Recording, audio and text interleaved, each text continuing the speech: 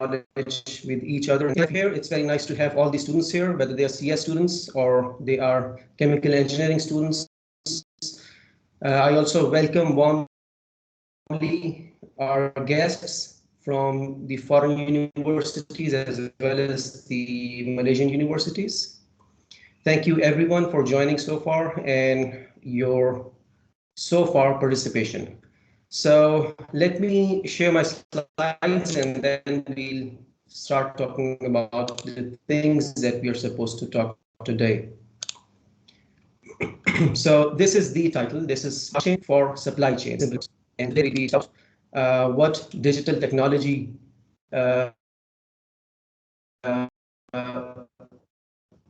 we can use in just look a particular industry. Now, the context for today's discussion is use of blockchain to preserve and track supply chain, including in circular economy for palm or similar industry. So for today's discussion, we have these 1, 2, 3, and 4 key items or keywords. We have blockchain, we have supply chain, we have circular economy, and all three things would be within the domain of palm industry. Dr. Azad, This for a while, today's discussion to any other because your side is a little bit lag. Maybe you can as well. Off your video, Dr. Azad. Your side I think is a little bit lag. Maybe you can off your video. Sorry. Okay. Okay. Okay, please continue. Sorry to disturb. So, yeah, no problem. Okay, so let's look at this picture. Let's take a look at this one, especially for those who are non-experts, especially for those who are from CS background or non-chemical engineering background. Palm industry in general, Indonesia and Malaysia, they combined production of these two countries is 85% of palm oil of the entire world's production.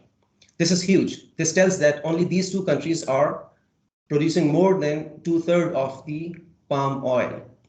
This is mainly because of the geolocation of these two countries and several other countries located around the equator. They are also participants of palm oil production. We'll see the stats in the coming slides. Another important thing with palm industry is that it's a highly efficient crop. If you look at palm, it's 3.8 tons per hectare compared to any other oil producing plant. Now this is more than 4 times if you compare with rapeseed or something else. And its global demand is also historically increasing. This tells us that we need to look at palm industry with a closer eye now so that we can adapt to the future demands and prepare ourselves for better productivity. If you look at this thing, palm fruit, each fruit contains 30 to 35% oil, which means 1/3 of the fruit is oil. And the fruit is harvested every 10 days. And a palm tree produces 40 kilograms of oil every year. And historically, this is one of the oldest forms of oil used in cooking. In terms of sustainability, this is also a very sustainable crop, mainly because of less use of land and more productivity as compared to the other crops that are producing oil. Hence, less harmful for environment and better opportunities for increased productivity, not just in terms of oil, but in terms of several other means as well. We look at all those things. Another important thing related to palm industry is its versatility. It's a versatile ingredient and we can use it for several different other industries, not just for cooking, but also for commercial purposes, also as an ingredient, also for non-edible purposes.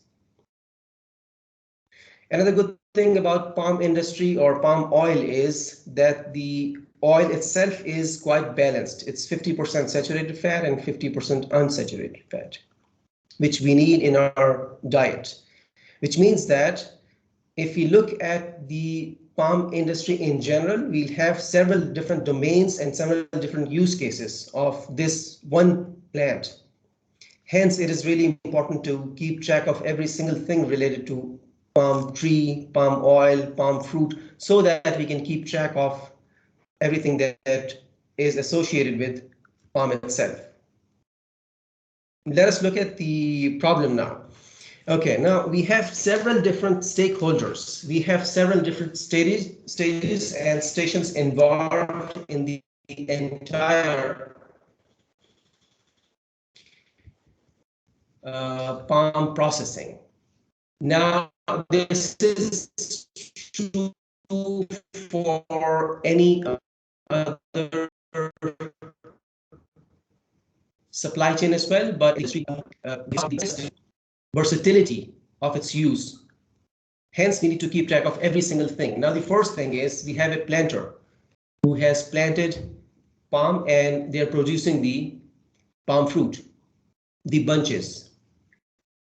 From there, the palm is collected by collectors. The collectors can be independent and they can collect from a particular plantation point and then take the produce to some other point, for example, for storage to a warehouse. And then from the warehouse, it can go to a refinery. It can go to several different other stages, which are kind of black boxed right now. There are so many involved in this process. And at the end, the final product will go to the market or to the customer. And all along, we have transportation involved. Transportation from this point to this point. Transportation from this point to this point.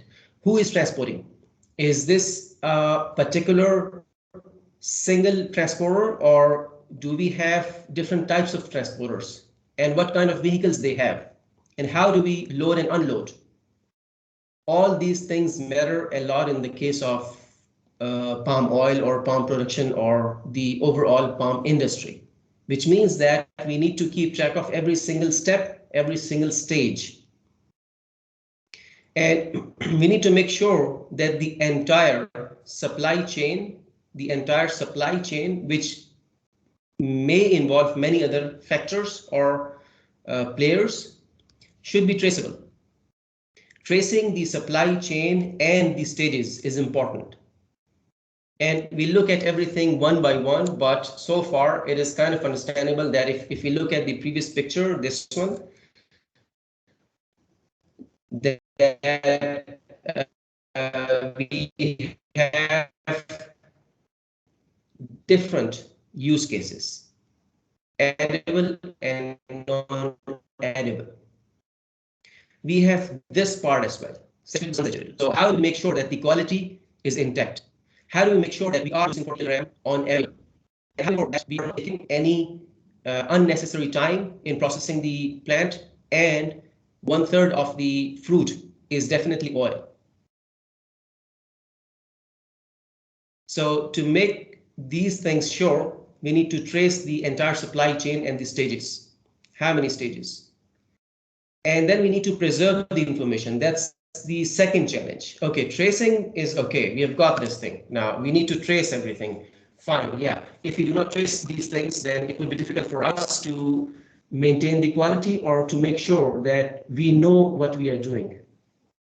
But then the other problem is preserving the information as well. How do we make sure that if I have collected from this planter and the information entered into the system is correct, and on the way, by reaching this end, the information on the way is not forged or not changed? How do we make sure this thing? This means that we need to preserve the information. there should be some security.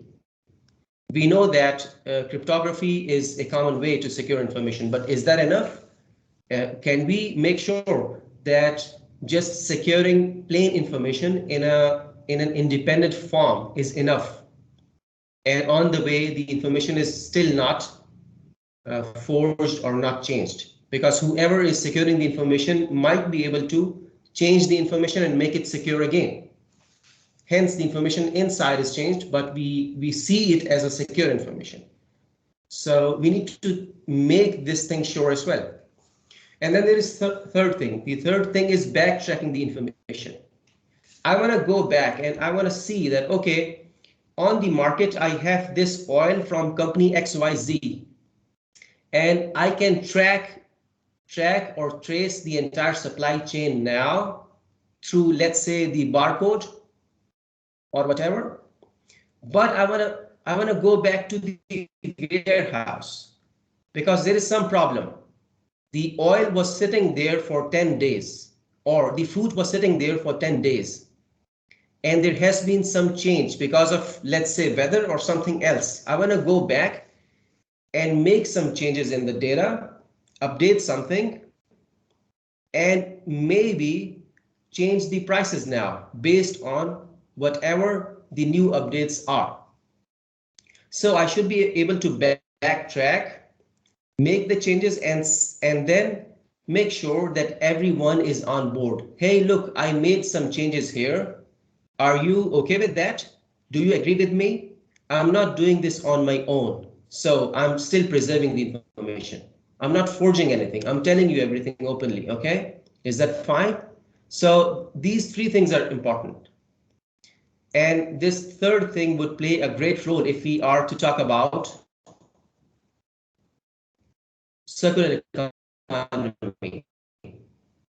If we are to minimize waste, then this is preserving plus going back, making changes and still making things valid. This change is a valid change. This is not a forgery, not deliberately changing the information for negative purposes, but this is for updating the information. So this is important for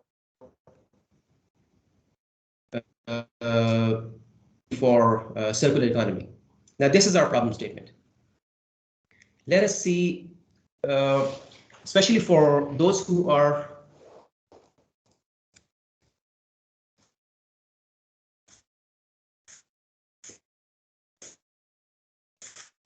who are not from chemical engineering or non-experts, CS students or the others, that palm in general is like this. Palm has all these parts. This is palm fruit.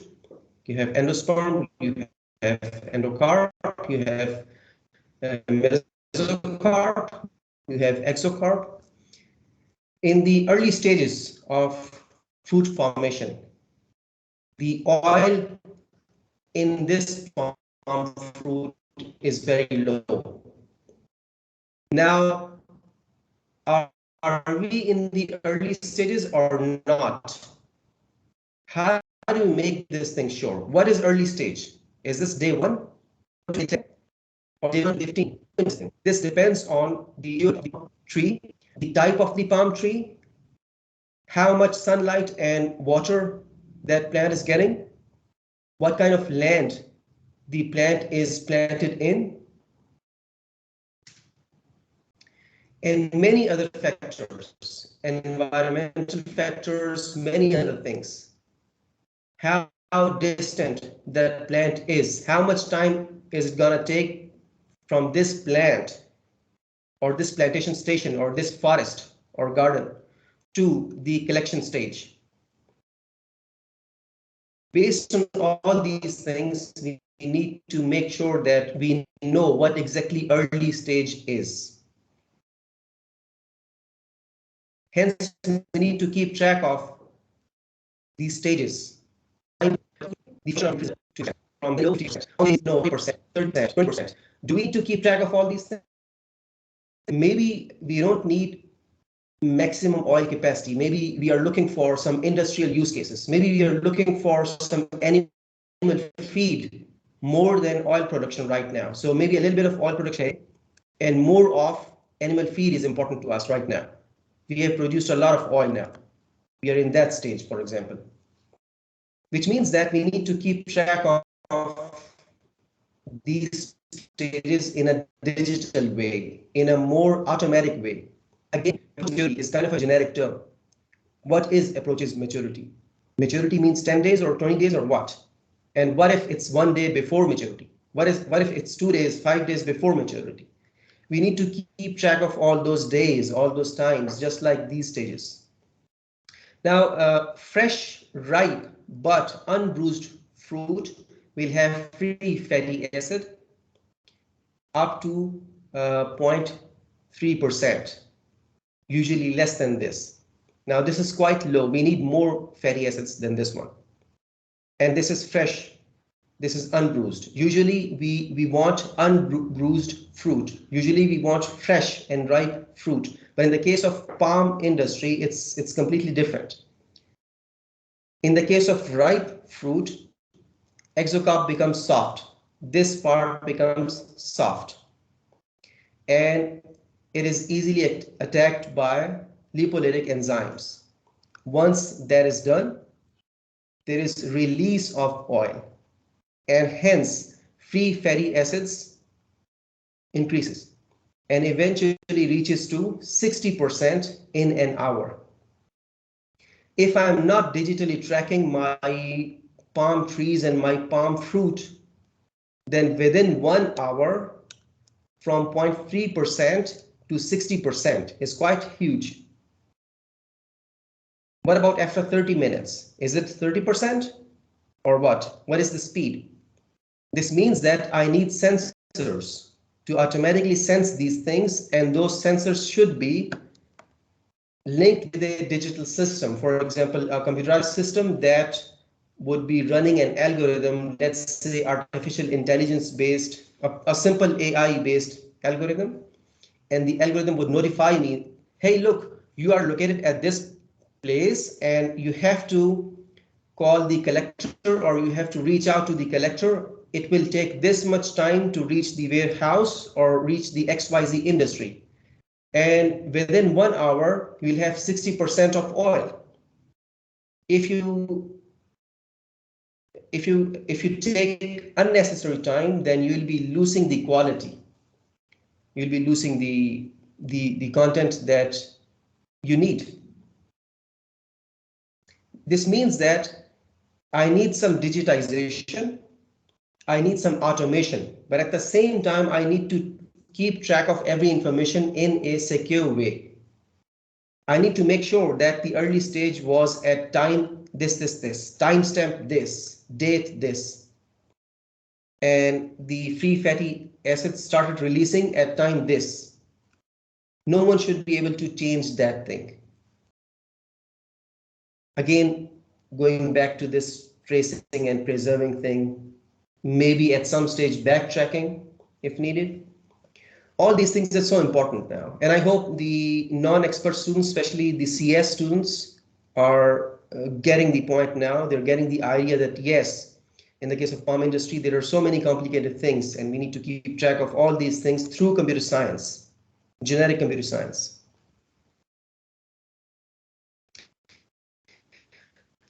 So great variation in the composition and quality within the bunch, within one bunch.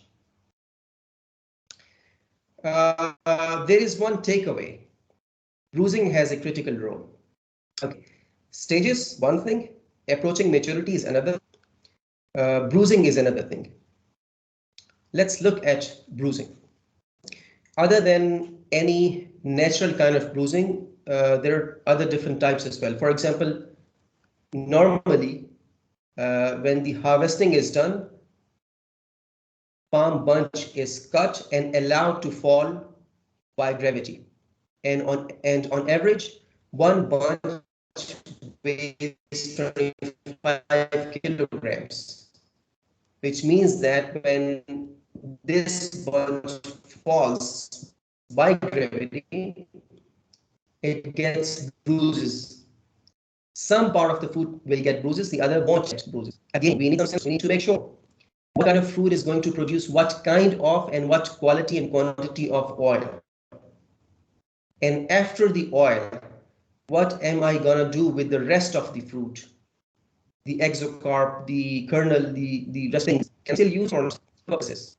After this, would also give it some bruises, and eventually adding to the free fatty acids. It also depends on which country or which region the fruit is coming from. Again, tracking the supply chain.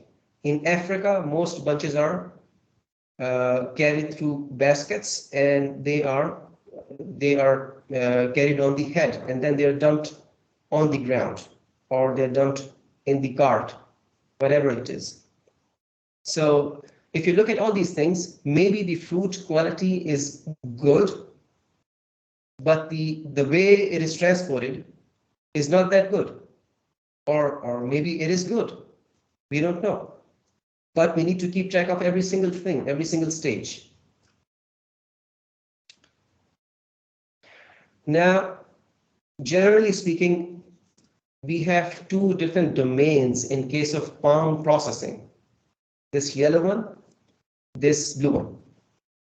Now, this yellow one represents the processing of palm fruit and getting the edible palm oil. We have bunch reception. This is the bunch. This is the bunch. Bunch reception, bunch sterilization, and different processing. For example, bunch threshing, digestion, oil pressing, stuff like that. This is the crude oil in red color. It has its own use cases. Maybe some of this would be used somewhere else. The rest goes to settling tank, decolorization, deodorization, and then this is the final edible palm oil. Do you want it in this refined form? Some use cases of this one. Do you want it in this crude form? Some use cases of this one. So supply chain starts from here, then 1 industry, 2 industry, 3 industry, 4 industry. Supply chain starts from here, goes to here, and then 1 industry, 2 industry, 3 industry, 4 industry. Now I have versatile supply chain for one oil, but that's not it. It's not one oil that is produced by a palm tree. There are two different oils. One is palm oil, the other is palm kernel oil. So I had the palm here and I produced the oil, but the rest of the palm fruit goes here. Nut recovery, nut drying, nut cracking, kernel separation, kernel storage, and I have this palm seeds transported to huller. It disseminates it as palm kernel and the palm oil processing. And then you have the rest of the shell or stuff like that, which may be used for some chemical purposes, may be used for generating electricity. And the pressed kernel would produce the oil, goes to refinery, and then you have the palm kernel oil. Most of its use cases are non-edible, still used for edible purposes, but mainly for commercial. But most of the use cases are non-edible. Now, if you look at these two things, then generally speaking, we have two oils, palm oil and palm kernel oil. Both have different use cases. But inside of them, again, this palm oil can be in crude form. This palm kernel oil can also be in crude form versus refined form. Again, different use cases. So eventually we'll have 4 different chains. And so many different industries would be interested in using this oil. And we are only talking about oil right now. What about the residual content of palm fruit? All this stuff, the exocarp, the mesocarp, Can we use it for any other purposes? Maybe animal feed, maybe biofuel, maybe generating electricity or something. So again, so many stages, so many different points and parts, and we need to keep track of all these things. How much time it took, what kind of machines did we use, cold press or not? Does it matter or not?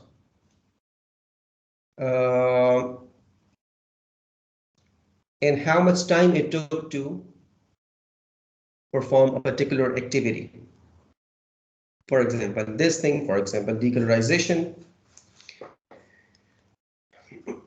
We have one plant and two oils, very productive, very nice. Palm oil comes from the palm fruit. 50% of fat is saturated. What about palm kernel? It comes from seed or kernel. Okay, fruit versus seed must be different. 50% of fat is saturated. 80% of the fat is saturated.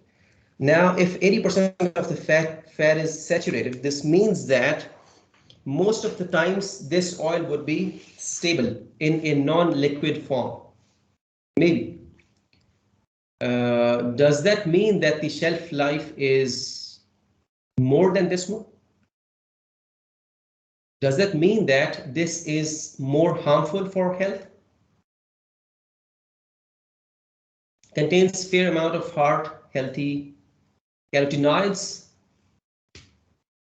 and its uses mostly are edible, such as cooking, frying, as an ingredient, for example, in baking or stuff like that. And the uses of kernel oil are mostly non-edible, such as soaps, cosmetics, detergents, and it can still also be used for commercial cooking. But then we have to make sure that the quality is good enough. And what is the meaning of commercial?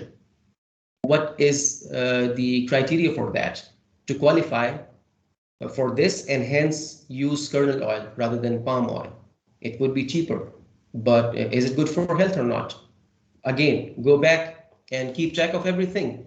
Keep track of how this processing was done. Keep track of every single stage behind, such as these things, such as all these things, such as all these things. We need to make these things traceable.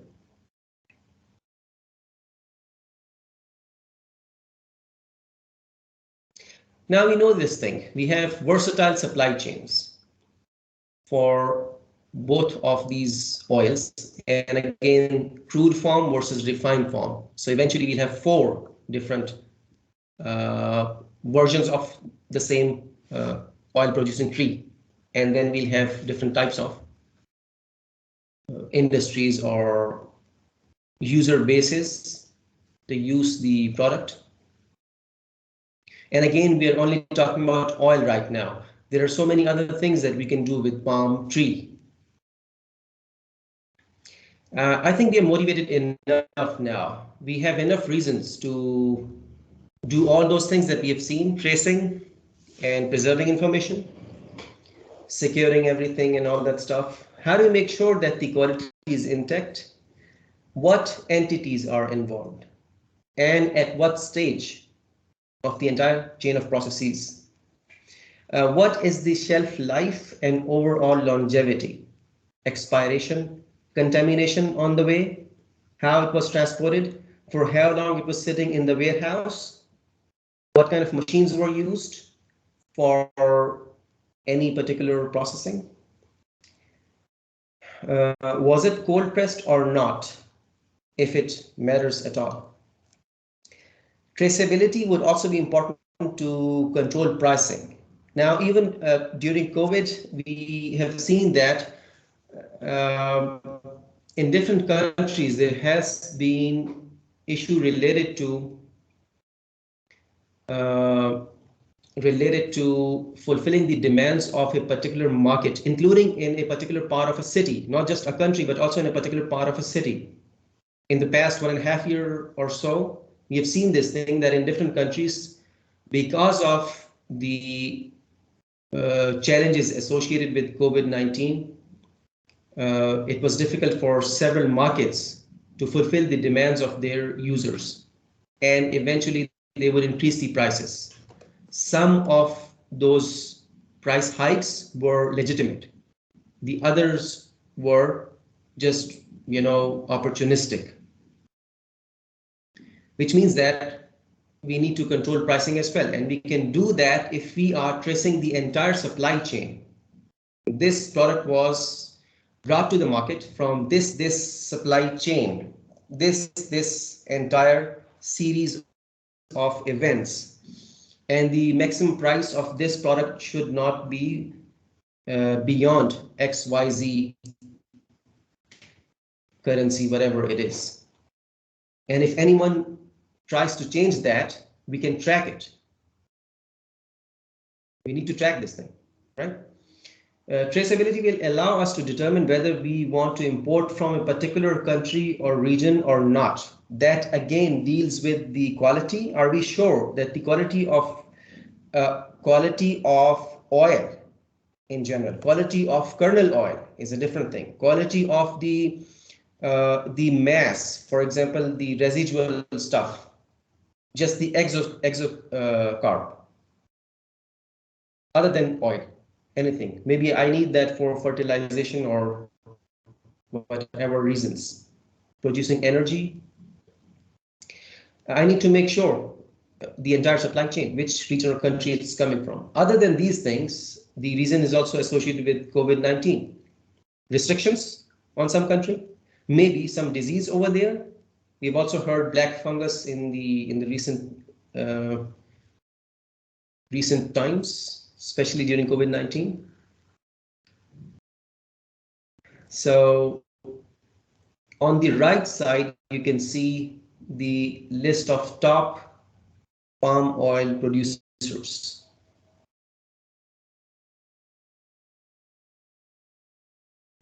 Let me see if there is a question in the chat. No questions so far. I hope everyone is interested and looking at the things, and also there are threads going on in the brain. The thing is, there is no chat. Okay, so you cannot access chat. CS students, I think, cannot access chat. Oh. Why? Okay, but you can unmute yourself. All of you, anyone, whoever has a question.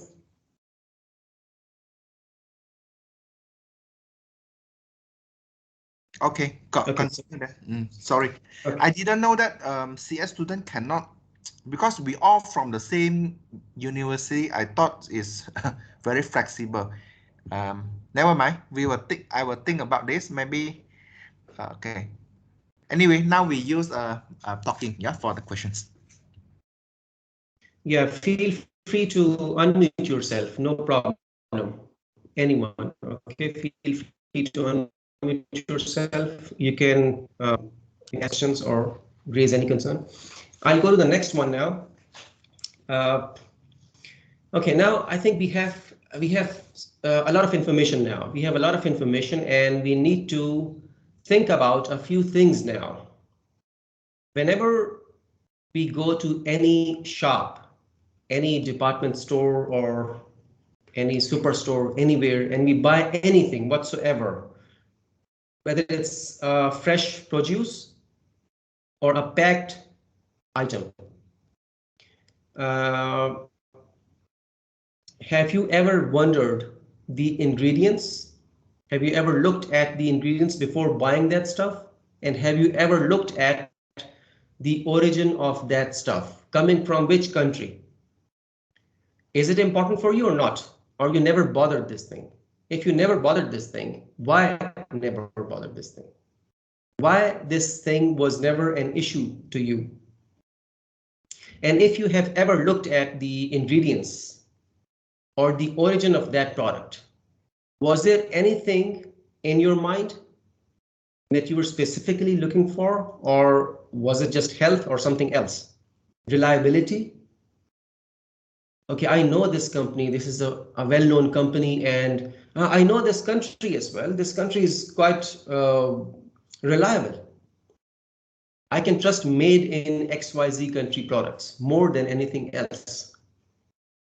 And I do not trust this country.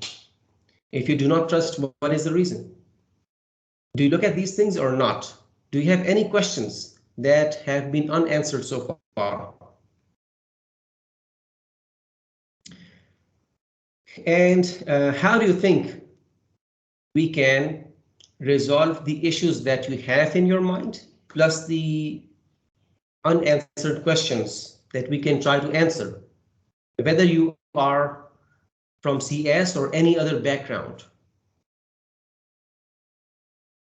If there is anything any one of us wants to share, please feel free. Otherwise, this is just to intrigue thinking based on whatever we have seen so far. And if there is nothing to share or discuss, then I'll go to the next slide. I'll wait for 3 or 4 seconds.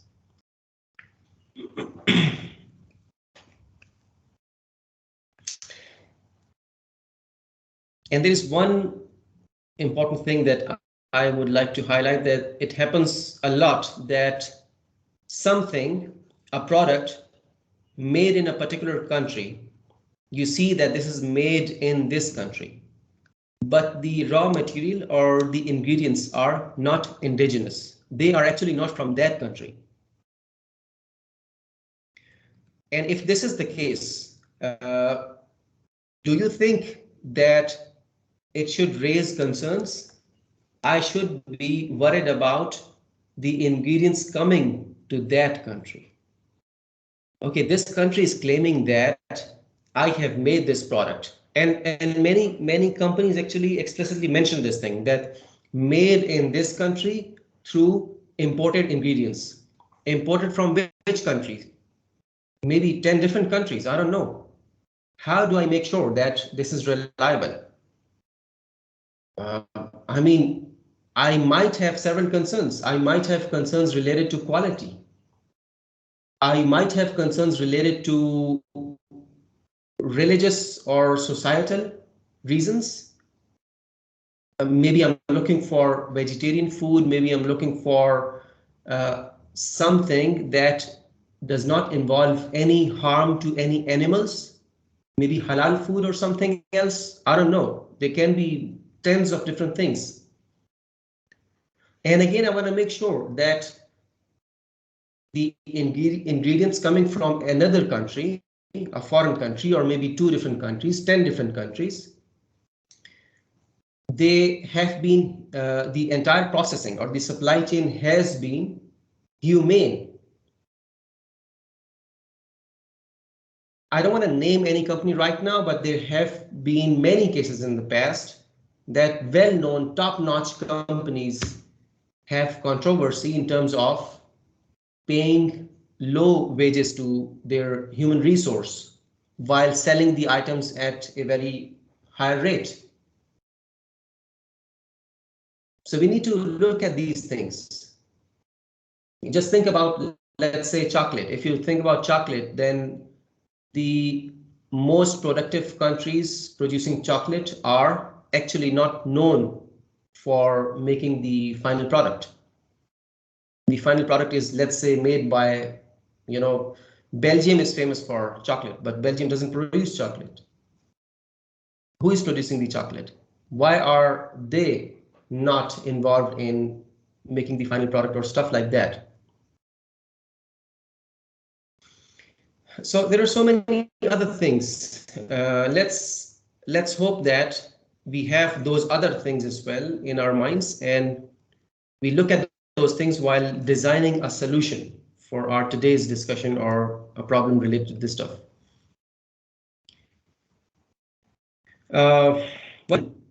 As a computer scientist or someone from CS, what should I do?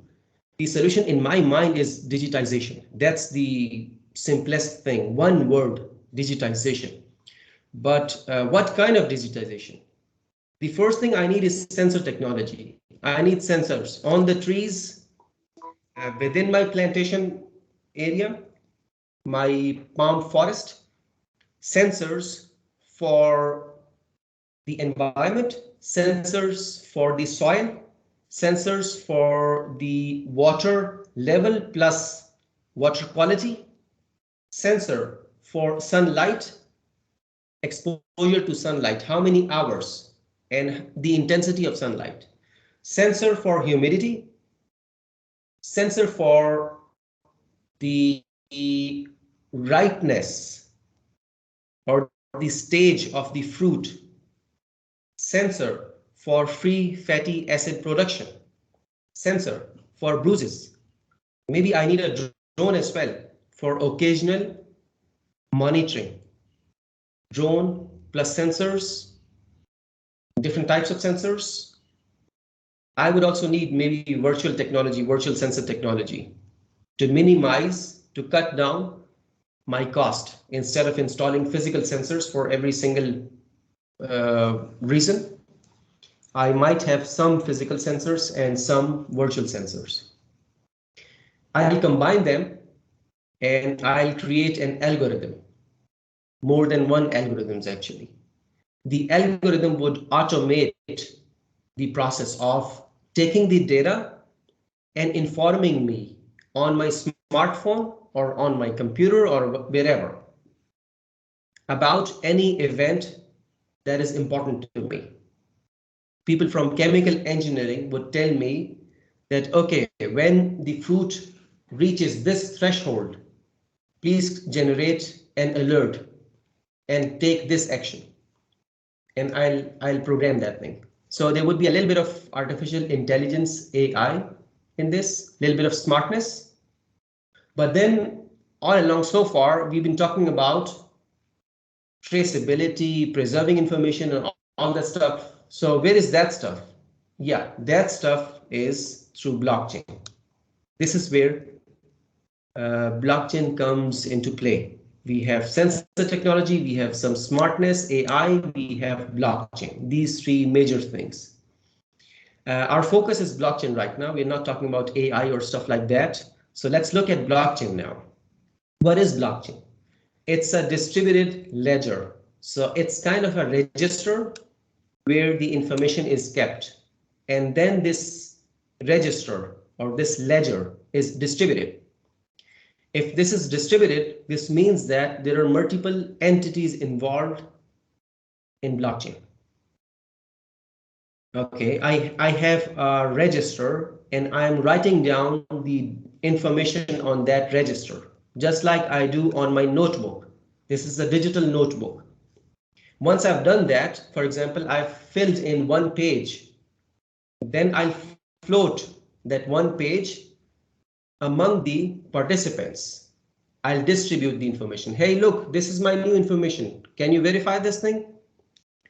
Everyone is gonna stamp on that to verify it. This information is in a particular format. Yeah, understandable, okay? And disseminated in the blockchain network, participating devices. Then those devices would mine it, known as mining of the data or blockchain mining. This is the process of adding transactions to the distributed public ledger of existing transactions.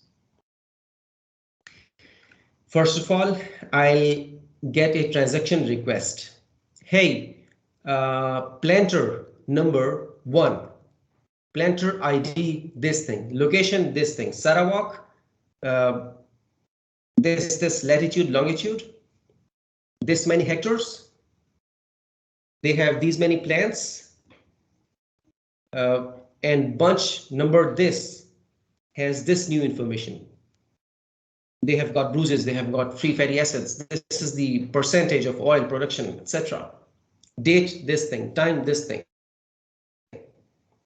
This goes to my network.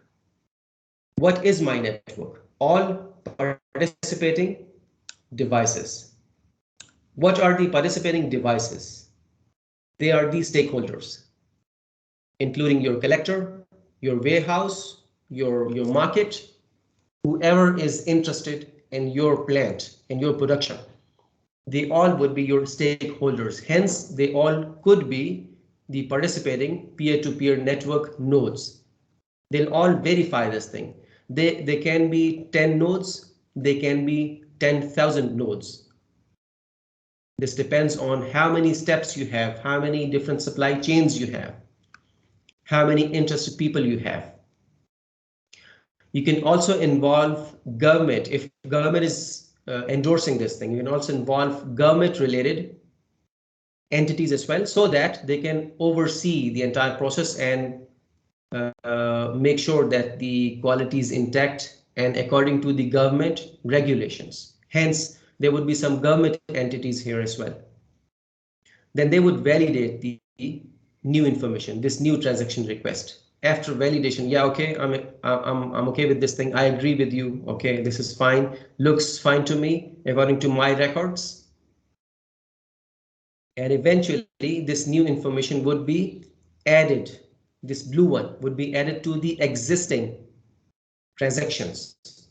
They are blocks. Block number 1, block number 2, block number 3, and this new one is added.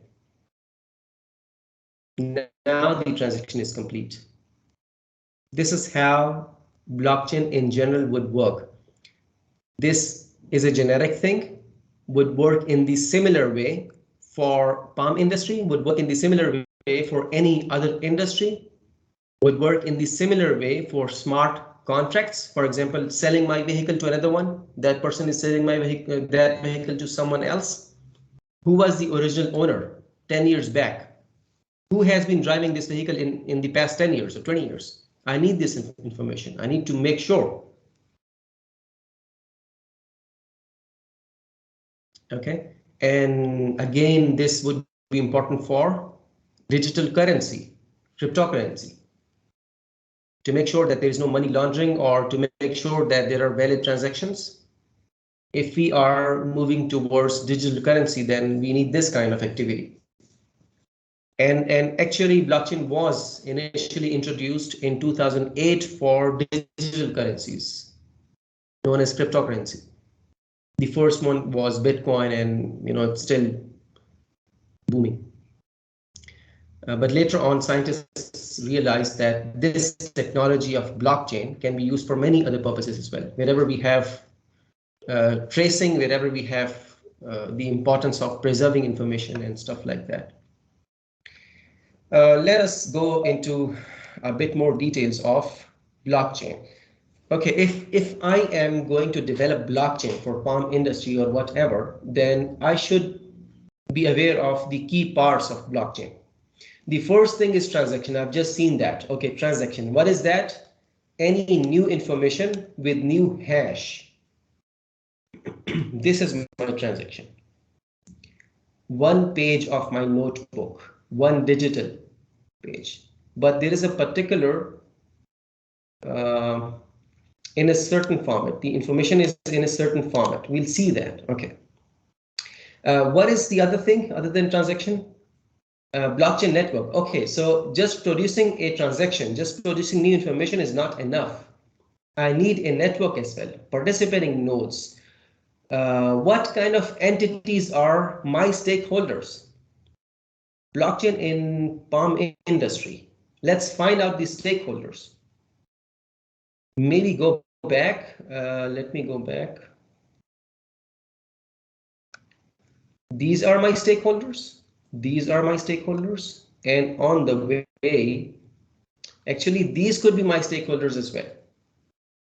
Maybe I can outsource some activity to some company, a company that produces oil in general. They can produce any different kind of oil, several types, and I can ask them to do this thing for me, this thing for me, this thing for me. Again, contamination of my oil would be a concern. And these would be my stakeholders. And if I have different transporters on the way, that then transporter number 1, number 2, number 3, number 4, all are my stakeholders. Okay. The next important thing in blockchain is mining. Okay, I have a network. Now within this network, when a new information is verified, this is the new information verified by this one, this one, this one, this one, this one. I have 10 participants, then verified by 10 nodes.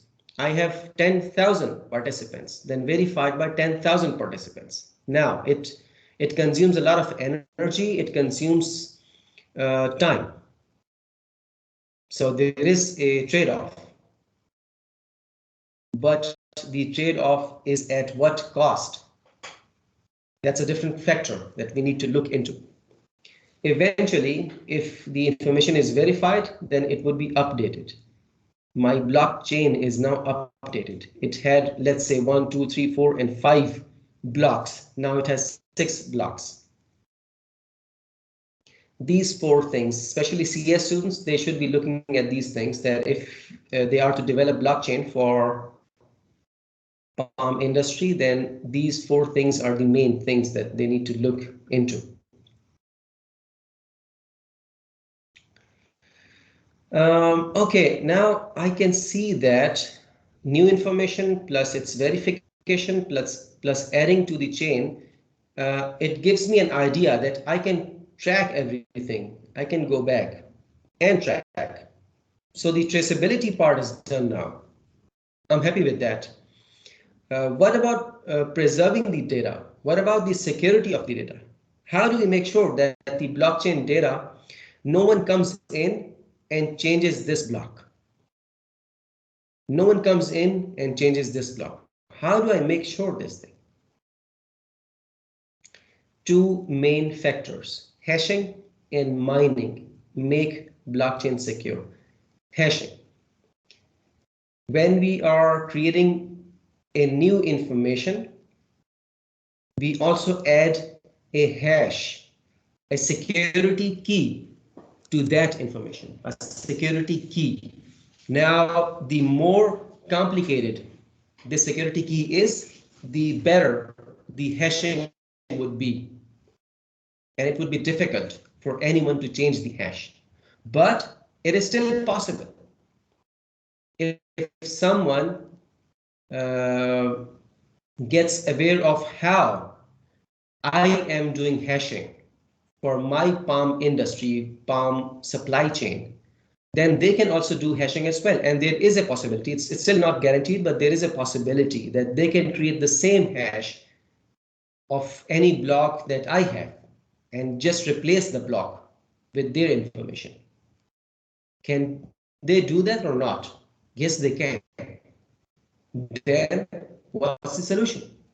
The solution is participating nodes.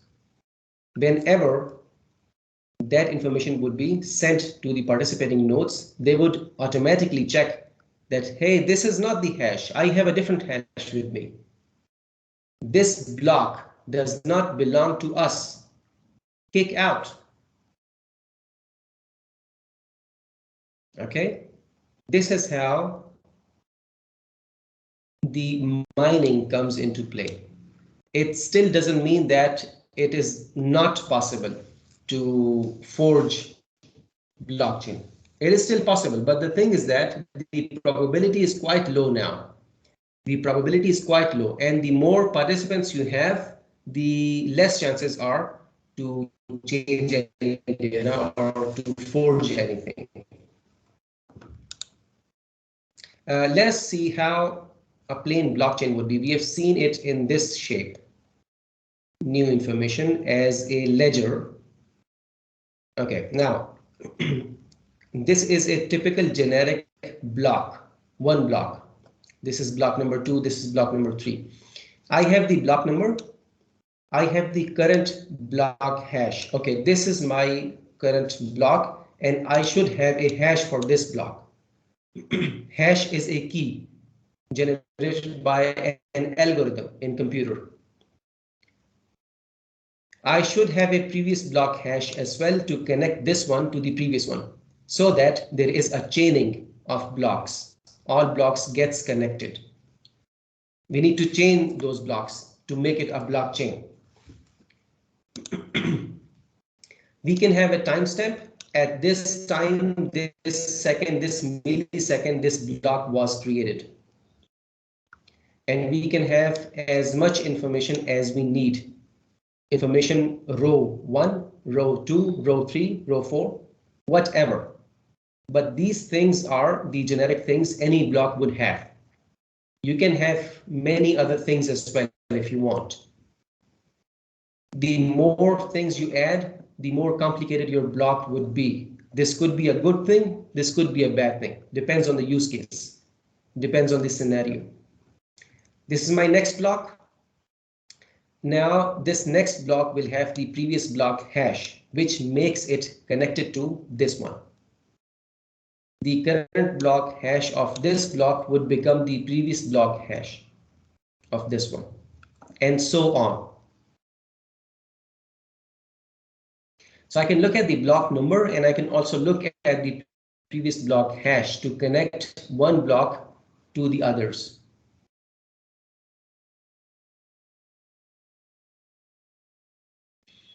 Assume that this is how the hash is. Hash can be in different forms, 16-bit, 32-bit, it can be in different forms. It can be as complicated as you want. Depends on, I'm talking to the CS students right now, it depends on what kind of hashing algorithm you're using.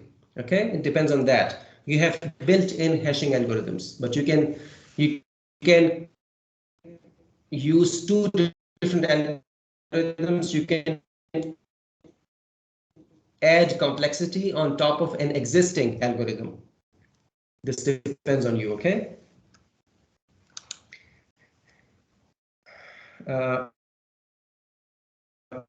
So this is the current block. This one, hence my current block hash and this block hash both are the timestamp can be as complicated as you want. Year, month, day, plus hour, minute, second, plus maybe milliseconds, depends on you. Information can be in different rows and in a particular format. There should be consistency, but the format is on you. Form ID or form name or location, whatever you want to add. Okay. Is there a problem? We can go backwards in the blockchain, but what if we need to dynamically traverse the blockchain, both backwards and forward? Yeah. Previous block hash, I can go back. What if I want to go back as well as go forward? What if I need to traverse dynamically and maybe make changes and then still adjust the changes? Can I still do that? Let us see. Yeah, I have a solution for that. Dynamic blockchain. Okay, I've heard about blockchain now, and I know a little bit of blockchain so far, but what is dynamic blockchain? It's a two-way connectivity. Previous block hash as well as next block hash. Okay, more complicated now, but maybe good for us. Takes more space, takes more time to generate a block and mine the block. By now, I hope that you have understood that generating a block is one problem, but the other concern could be the mining of the block. If you create a new transaction, then the new transaction has to be verified by all the participating nodes.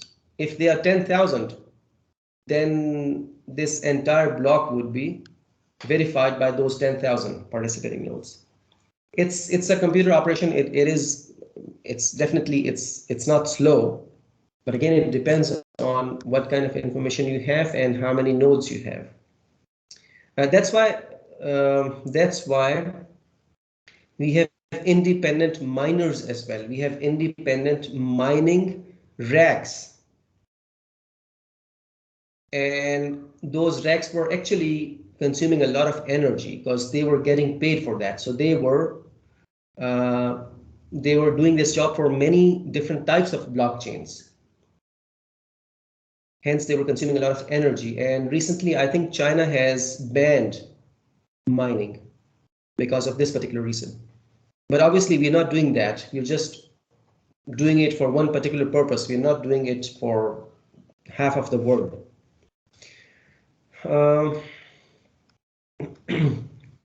So this is how the dynamic blockchain would be.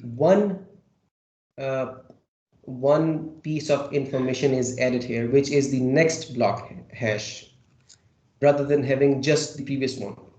Now I have dual connectivity. Current block hash, previous block hash, next block hash. Okay, previous one, next one.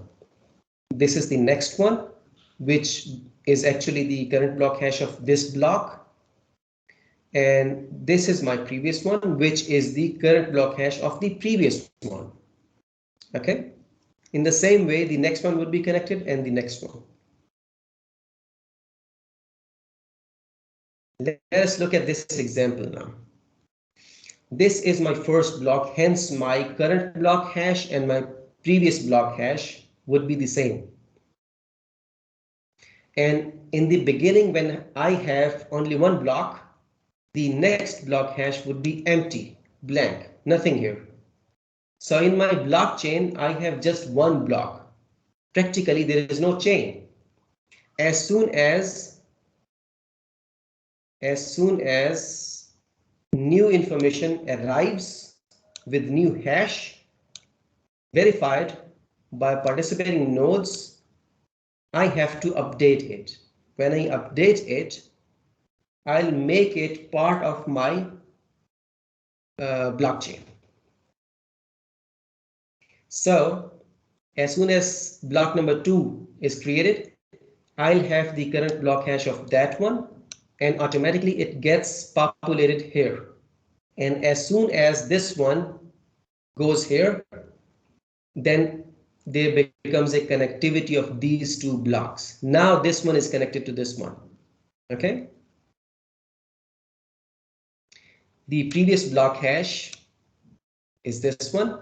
Okay, this block is connected to this one and this block is connected to this one. Okay, two-way connectivity, done, good job.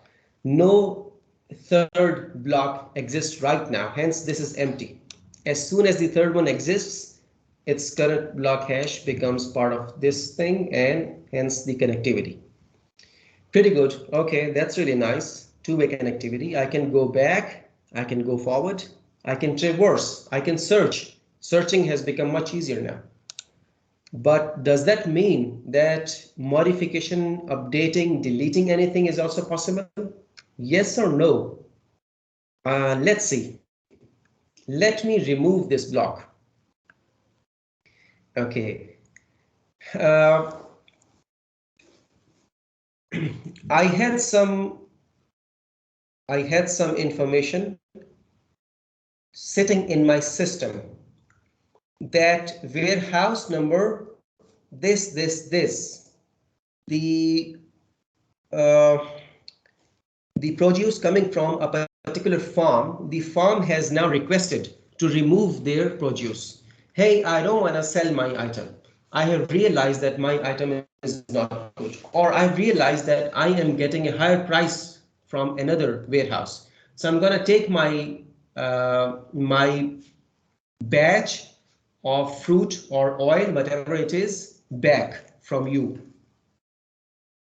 Okay, this means that I, as a programmer, blockchain developer, have to delete that information. But if I delete this information, the chain would be broken. What should I do? My algorithm should be dynamic enough through dynamic blockchain to connect this thing to this one and remove this thing. Now the connectivity has changed. Removed, blockchain updated. All the participating nodes were notified. Hey, look, this thing has happened.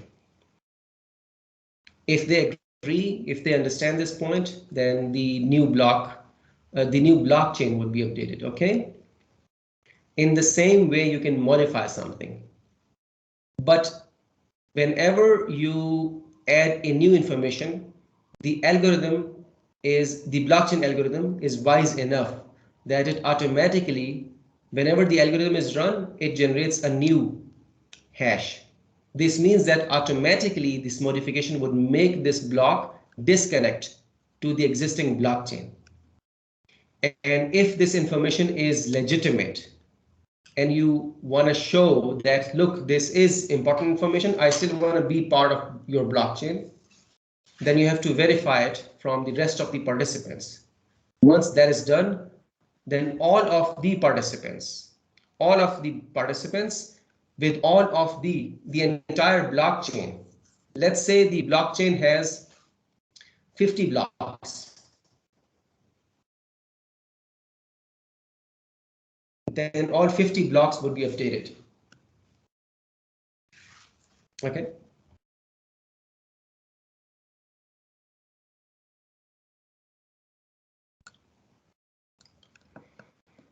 Okay, the use of blockchain becomes even more important in the case of palm industry, mainly because of the versatility in supply chain as well as circular economy. We have looked at the versatility so far.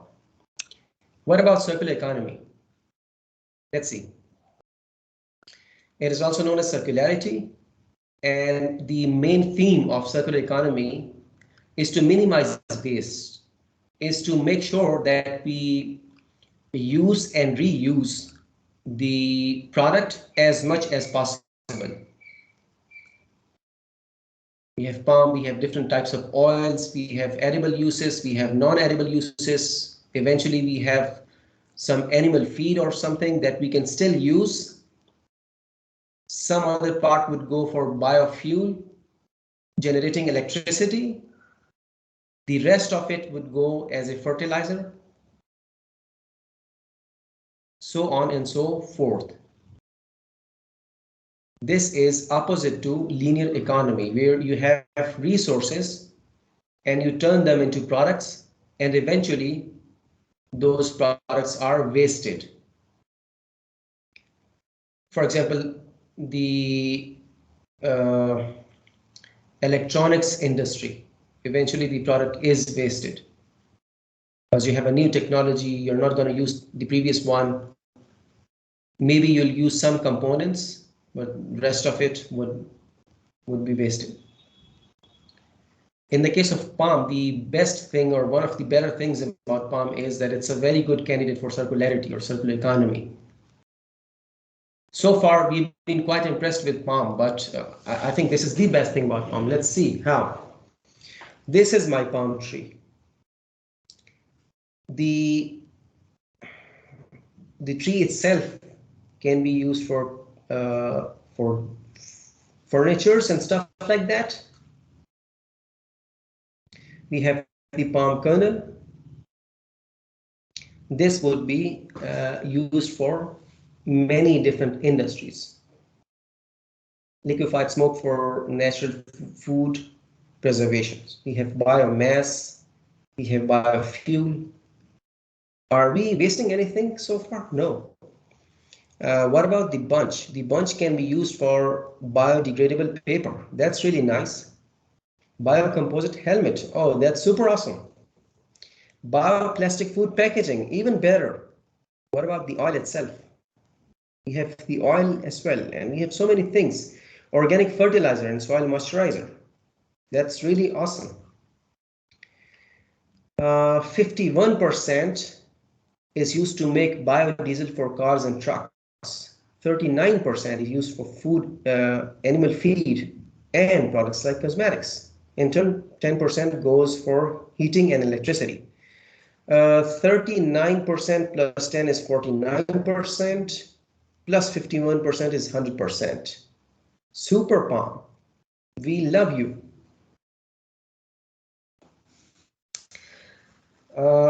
We have palm kernel cake, and we have different avenues in terms of the uses of PKC. Oil content in palm kernel is 49%, and palm kernel cake is 7.9 or almost 8%. We have protein, this percent. In the cake, it's this percent. Crude fiber, this percent. In the cake is this percent. Moisture, ash, carbohydrate. Now, based on all these percentages, these values, we can decide what kind of content, protein or oil or crude fiber or moisture, can go to what industry? Can we do that? If we can do that, we can achieve circular economy, minimize the waste. Recommended levels for PKC in livestock feeds. Beef cattle can have it up to 80%. Dairy cattle can have it up to 50%. Sheep, 30%. Freshwater fish, 10 to 20%. That's really nice. So 10 to 20% would go to this industry. I still have some left over. Where should I sell it? Who should be my customer? I can do that if I'm tracking everything digitally, plus making sure that information is preserved. Digital technology. Again, I need sensors. I need blockchain. I need automation. If I can do that, I can definitely achieve circular economy in the case of palm industry. Now, I hope that CS students are realizing the complexity in this one. Obviously, in your work right now, you don't have to add every single complexity. It's a short-term work, so you can skip some complexity. But at least you have the vision now. At least you have the context now. At least you have the idea now. That if you're creating blocks, then what kind of information should be part of each block, and what kind of nodes, participating nodes or stakeholders should be within my blockchain network. And of course, the chemical engineering professors and our fellow students would guide us as well on other complicated things. How do we do that? I think this slide number 28 to 30 are more for just for the CS students, but still, I mean, focus on these three things: how to create a block, including hashes. Then the next part would be block connectivity, and the next part would be retaining data. The data should be saved. If you close your program, if you end your algorithm, then the data should still be preserved. How can I create my block? Through arrays, maybe linked list, both are okay.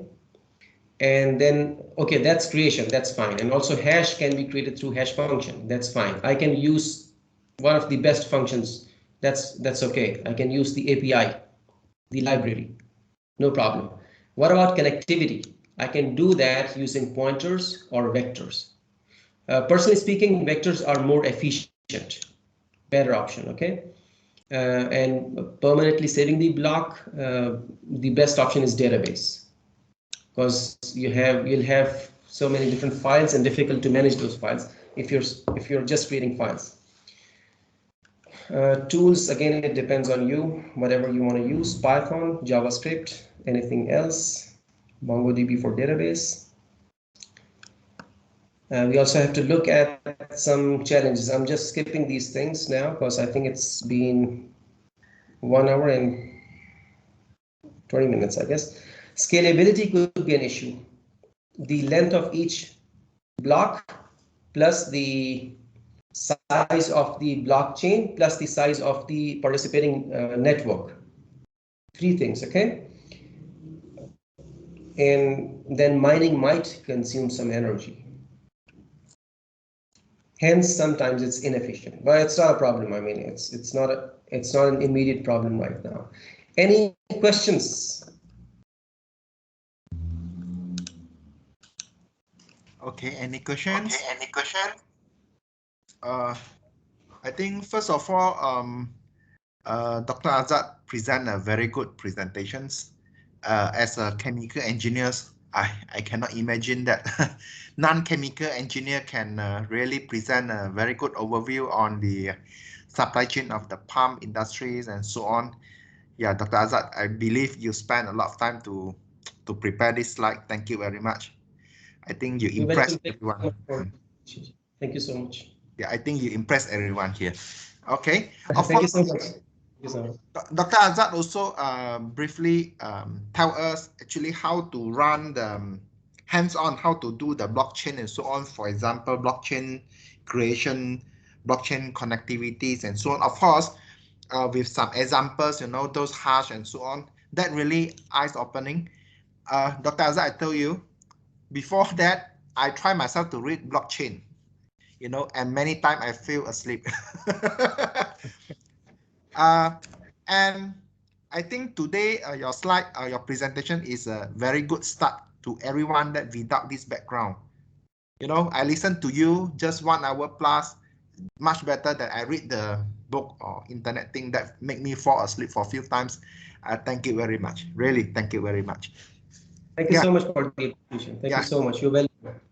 I think Dr. Azad gave a very good opening, and we believe this belong to student projects. Yeah. So Dr. Azad as well as myself here, and we have few doctors here. Yeah. We are to guide student and give you opinion, advice, and so on. So at the end, still student, yeah, from the CS and from chemical engineering supposed to be join and then do something that impress us. Yeah. So I don't know how much the CS student ready to do the blockchain. Dr. Azad, what is their status? We have 4 students here. Have they learned blockchain before? They haven't developed before, but they're good students.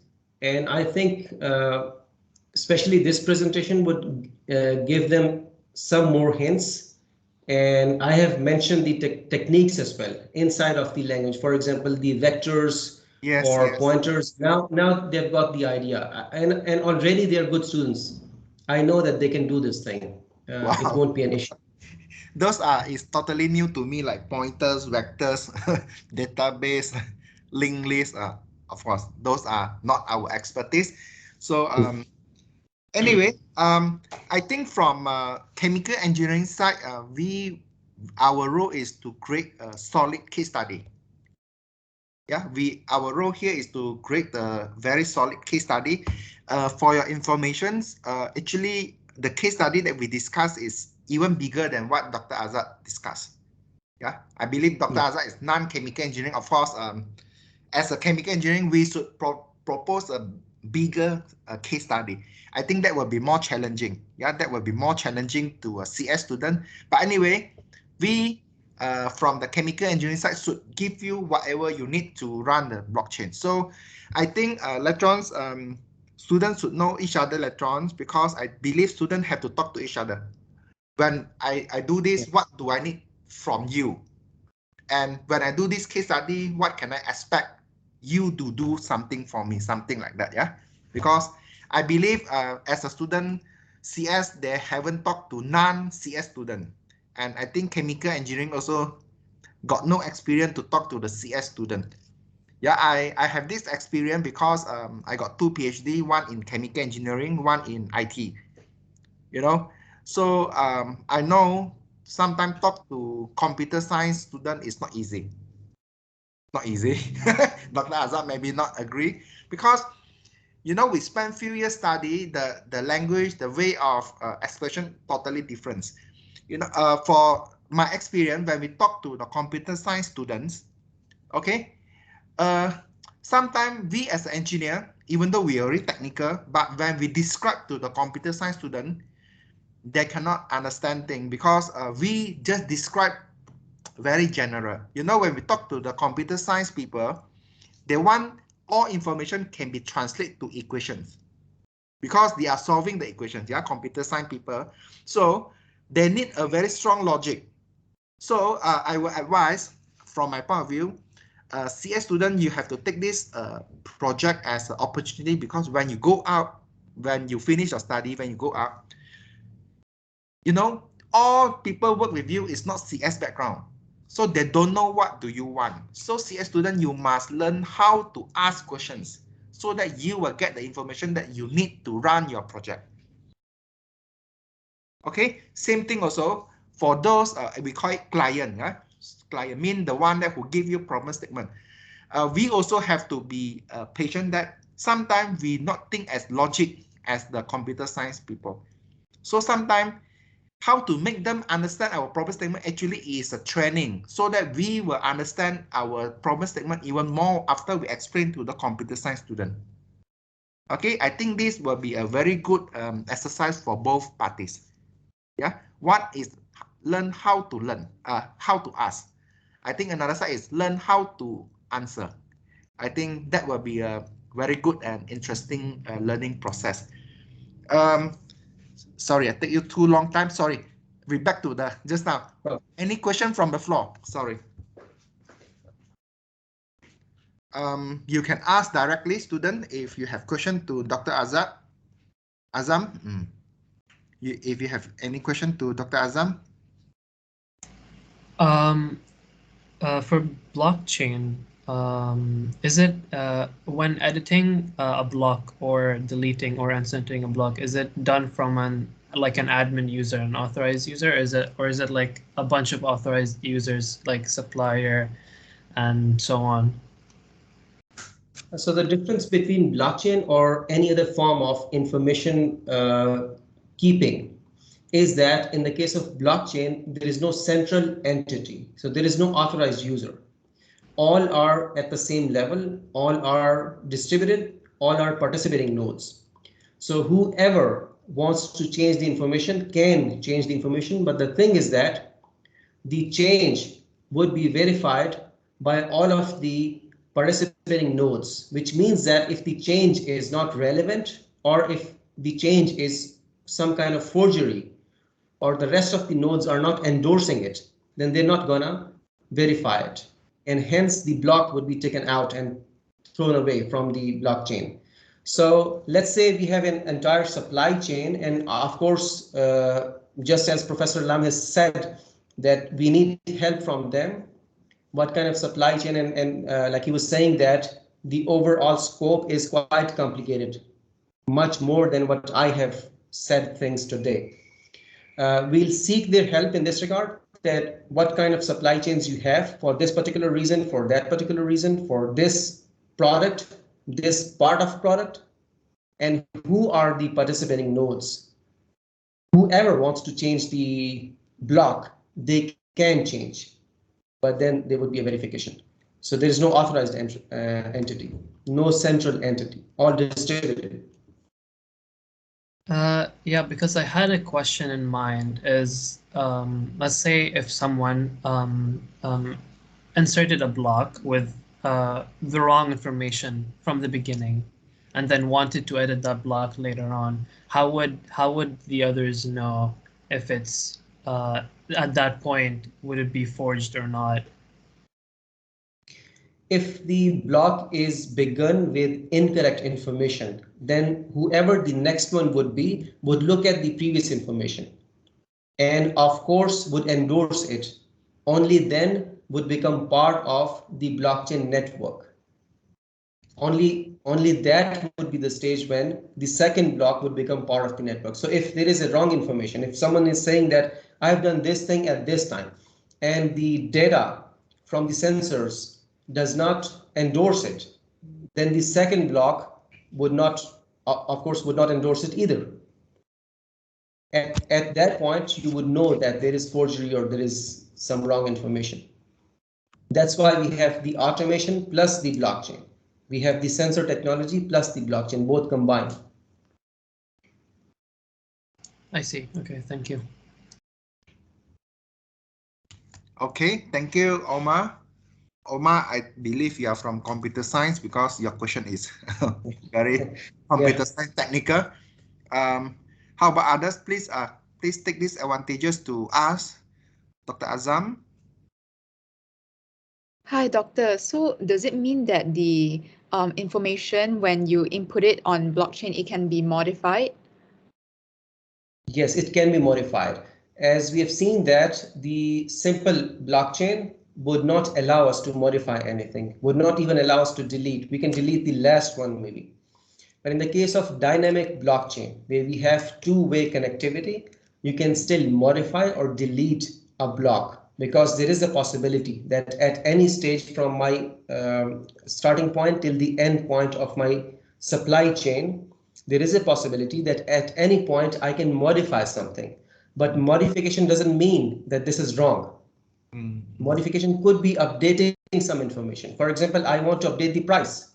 For example, I want to update that there has been some chemical reaction now. The oil is sitting in my warehouse, or the plant has got more bruises. I want to update that. So I want to tell everyone that, look, this is my sensor-based information, and I want to change this thing. Would you agree? If all of them would say that, okay, yes, this is according to our rules, according to our blockchain rules within our setting, then yes, I allow this thing. Based on that, you can modify it. Once you modify, you'll have a new hash of your block. Once you have a new hash of your block, you can update your entire blockchain. Okay, thank you, Abby. I think this one, those students have to try, then they know. Yeah, I think they have to try, and then after they have the basic model, then we will try to do all this small role play and so on, and try to run it. I think until that time, everyone will be clearer also. Yeah. Yeah, true. Of course, when you try, you think this is important, then you can upgrade your function of your blockchain, I believe. For example, you think blockchain is supposed to be in that way, so that time then you can update your functionality of your blockchain. After we try and error, you know, with some situation like what Abby said, suddenly I want to change the price. How can we do that? You know, we will try that later on. Yeah, true, definitely. Because blockchain can be questions from the floor. Okay, before we go that, let me brief the project that we wish to do is quite slightly larger than what Dr. Azam briefed us just now, which very good, but we try to make it larger. I believe computer science students should be no problem.